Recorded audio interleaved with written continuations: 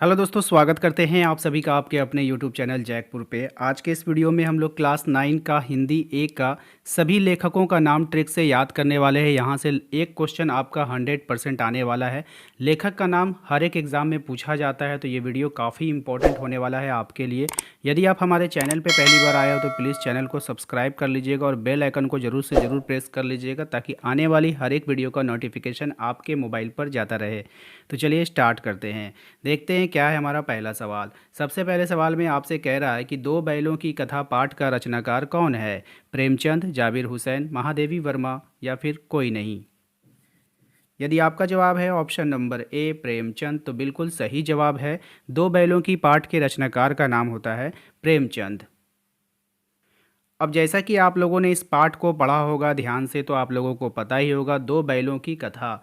दो बैलों की कथा में जो बैलों का मालिक होता है, उनके बीच और बैलों के बीच क्या चीज़ होता है? प्रेम होता है, तभी तो कथा बना। अगर उन लोगों के बीच में प्रेम नहीं होता तो ये कथा बनने का सवाल ही नहीं होता, ये कहानी बनने का कोई सवाल ही नहीं होता। ठीक है, तो इसी प्रेम के कारण जानवर और इंसान के बीच जो प्रेम दिखाया गया है इस कहानी में, इसी आधार पर जो ये कहानी को लिखा गया, और ये कहानी आप लोगों के किताब में है और इस कहानी से सीख लेने को कहा गया है।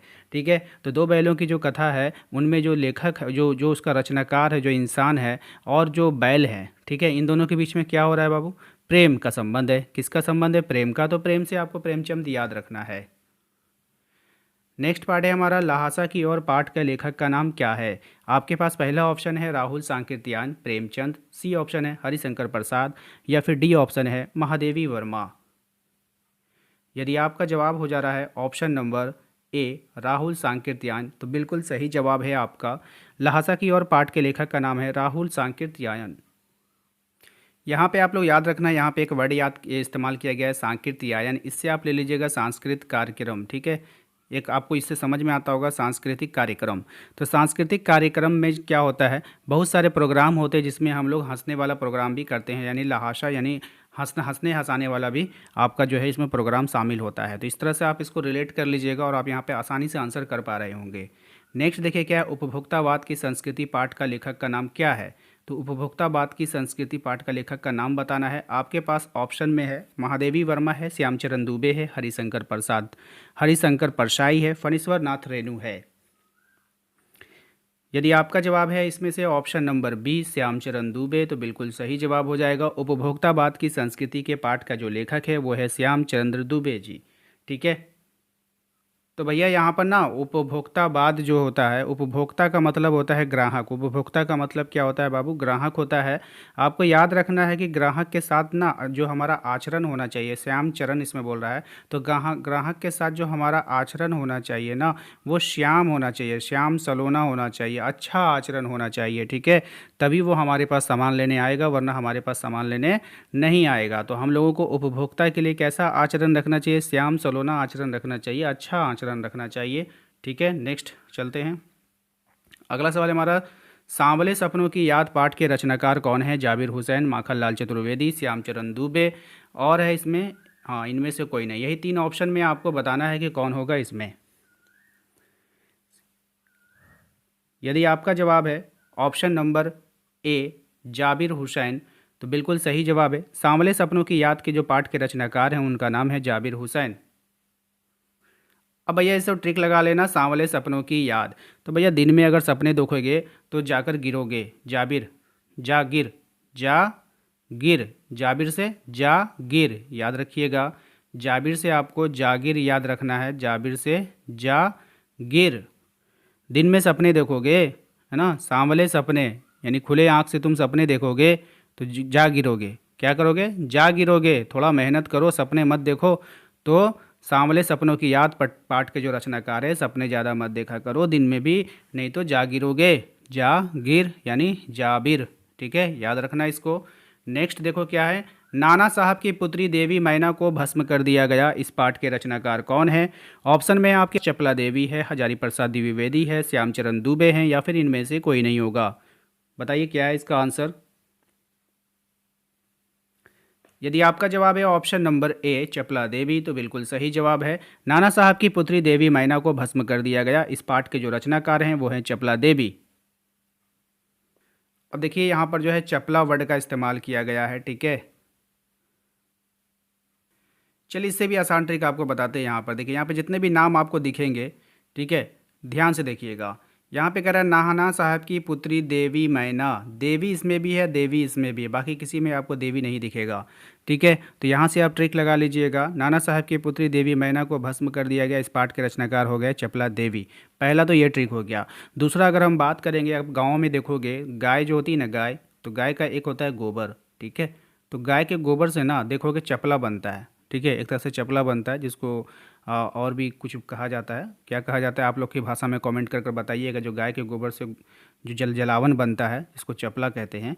वो उसको आप लोग क्या बोलते हैं, उसको आप लोग कमेंट बॉक्स में बता दीजिएगा। एंड नेक्स्ट मेरा इसका ये ट्रिक ये है कि किसी भी चीज़ को जलाना हो, अगर गांव में अगर कुछ चीज़ जलाया जाता था तो पहले तो उसी चीज़ से जलाया जाता था, ठीक है।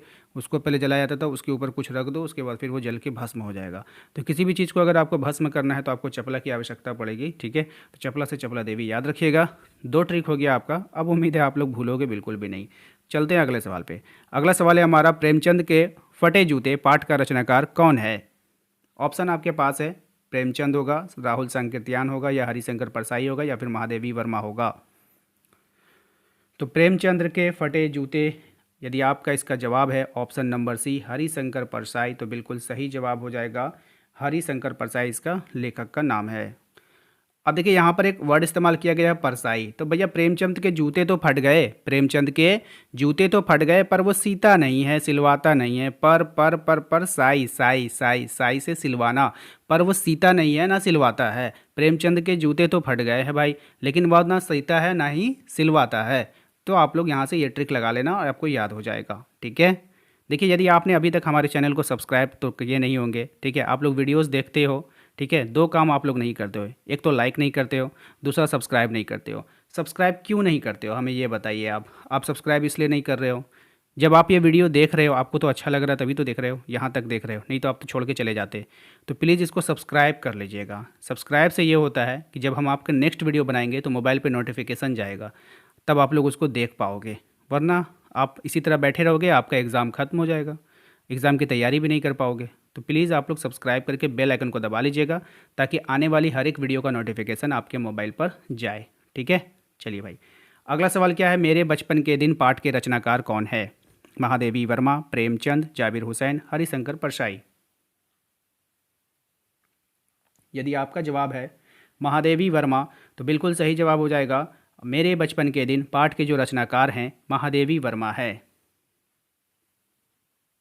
अब भैया यहाँ पे एक ट्रिक लगा लेना कि जब बचपन का जो दिन होता है ना, तो बचपन का दिन बहुत मासूम दिन होता है। बचपन में जब सब हम लोग छोटे थे तो हम लोग खेलते रहेंगे, कूदते रहेंगे, कोई देखने वाला नहीं है, कोई केयर करने वाला नहीं। फिर भी बच्चों को देखोगे ना, बच्चों के साथ हम लोग कहते हैं ना, बच्चों के साथ जो है ईश्वर रहता है, भगवान रहता है, खुदा रहता है। किसके कौन रहता है, इस पर ईश्वर का हाथ रहता है। तो भाई बचपन में ना बच्चों के ऊपर जो होती है ना, महादेव का हाथ रहता है। इस तरह से ट्रिक लगा सकते हो, महादेवी से महादेव, ठीक है, इस तरह से।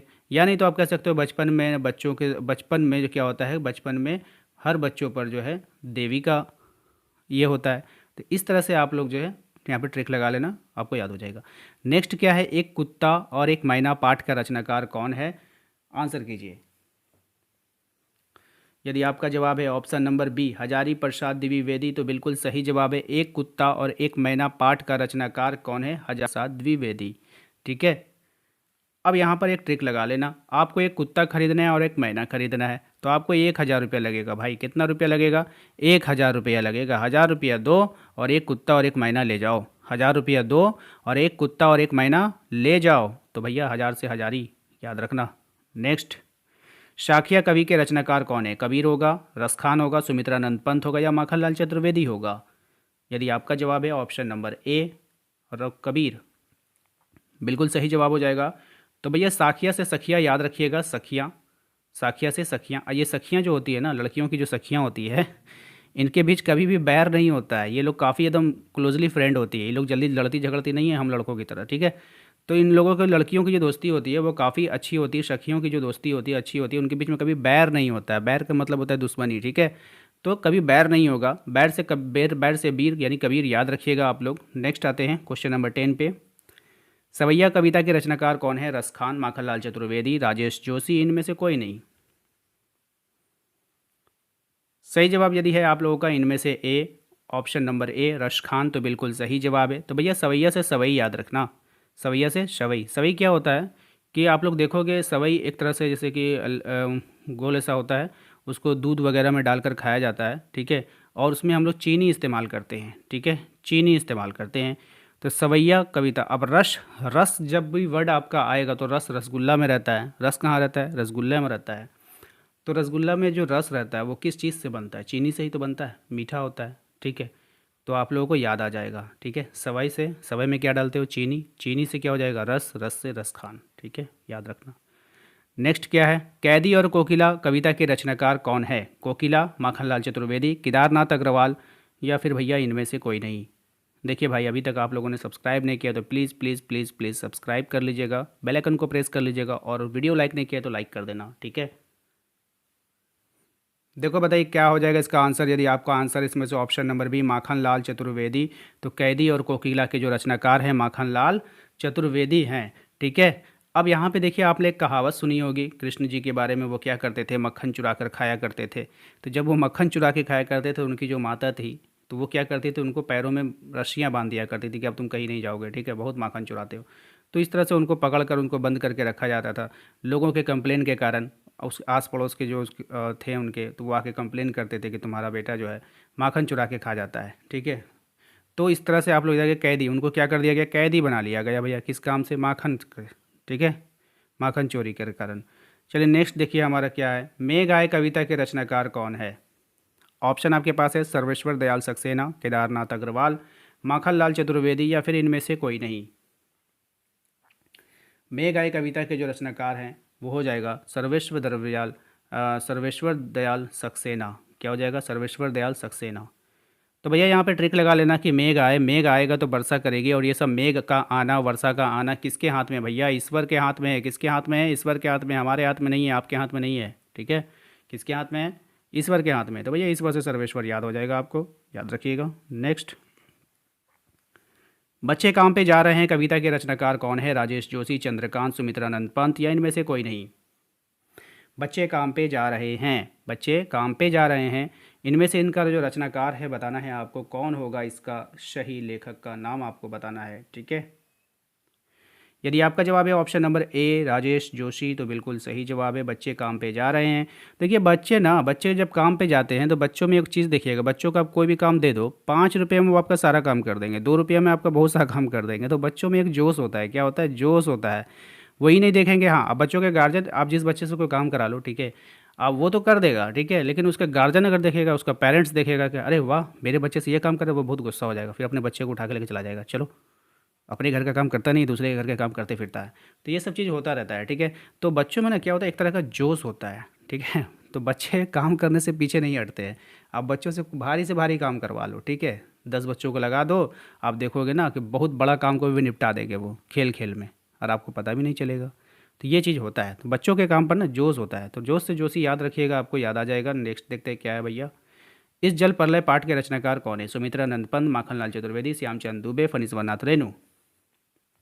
इस जल प्रलय पाठ के रचनाकार कौन है? यदि आपका जवाब है इसमें से option number D Phanishwar Nath Renu, तो बिल्कुल सही जवाब है। तो भैया यहाँ पर भी आपका ट्रिक लगने वाला है कि जल प्रलय का मतलब हो गया सुनामी आ जाना, बाढ़ आ जाना, तबाही मचाना। ये सब किसके किसके आदेश से होगा भाई? ईश्वर के आदेश से होता है।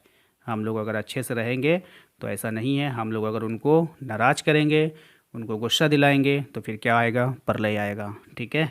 चलो भाई, थैंक यू। नेक्स्ट देखते हैं हमारा क्वेश्चन नंबर 15।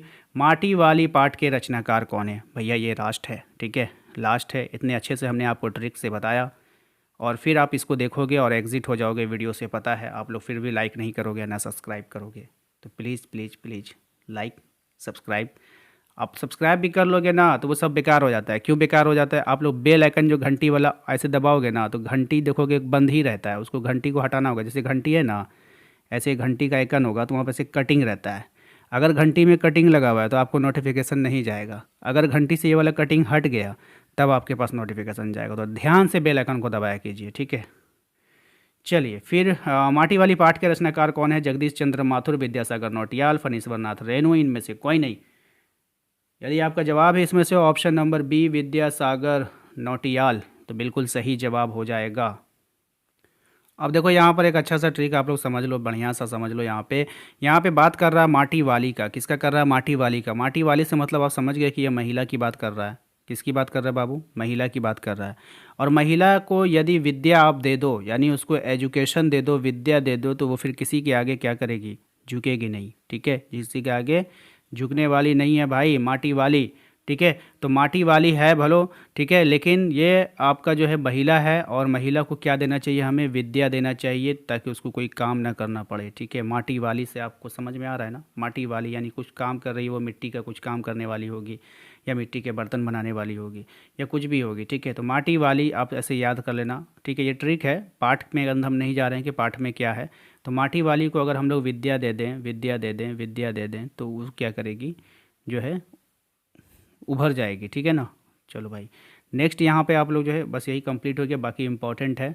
एंड अगर एग्ज़ाम में आप लोगों को देखने को मिलेगा बहुत सारा, अगर इसके अतिरिक्त भी कुछ आता है, जितना भी इंपॉर्टेंट लेखक का नाम था मैंने शामिल कर दिया।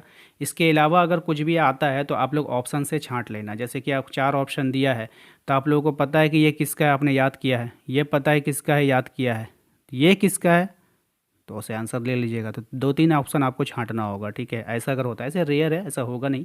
15 इंपॉर्टेंट लेखक का नाम हमने आपको ट्रिक से याद करा दिया। वीडियो कैसा लगा हमें कमेंट बॉक्स में ज़रूर बताइएगा, एंड वीडियो को लाइक कर दीजिएगा, शेयर कर दीजिएगा सभी दोस्तों के साथ। मिलते हैं अगले वीडियो में। जय हिंद, जय भारत।